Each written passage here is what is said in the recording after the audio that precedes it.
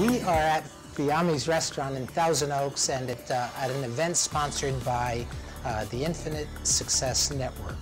What I'm about to do is speak to an audience of business owners about changing their lives from focusing on being normal to being extraordinary.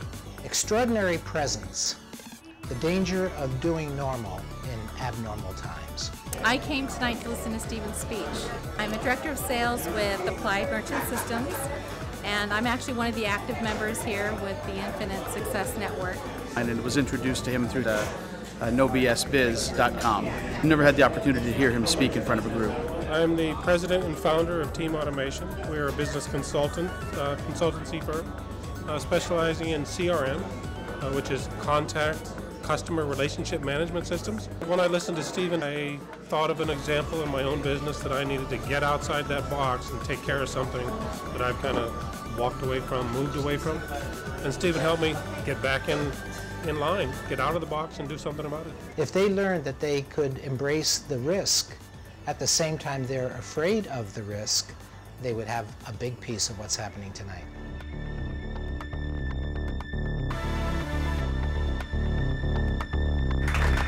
I'm glad to be here, and we're going to look at extraordinary presence tonight and the danger of being normal. That title came from a consultation I did with a company.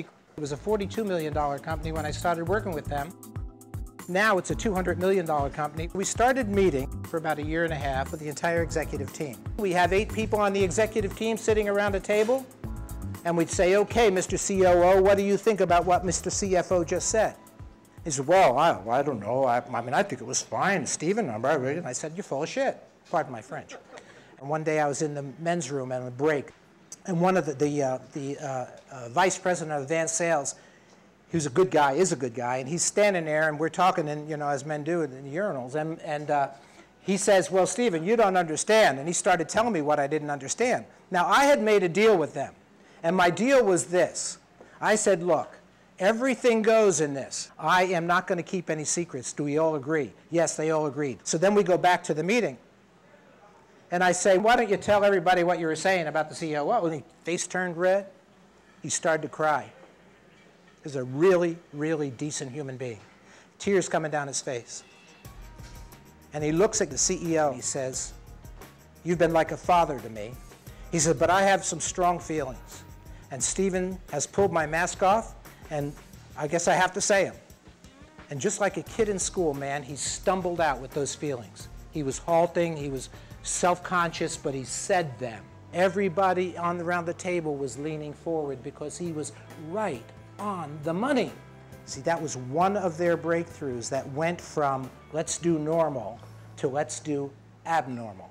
You move the conversation from that, from a civilized conversation, to how do you succeed in your business? So you can change people's minds if you work really hard at it, but it isn't easy, and you don't do it in a half an hour, 45-minute speech, correct? So I don't have any illusion about changing your mind tonight or your mind, but what I do have a hope to do is get to that place in your brain that has been carefully protected for a long time.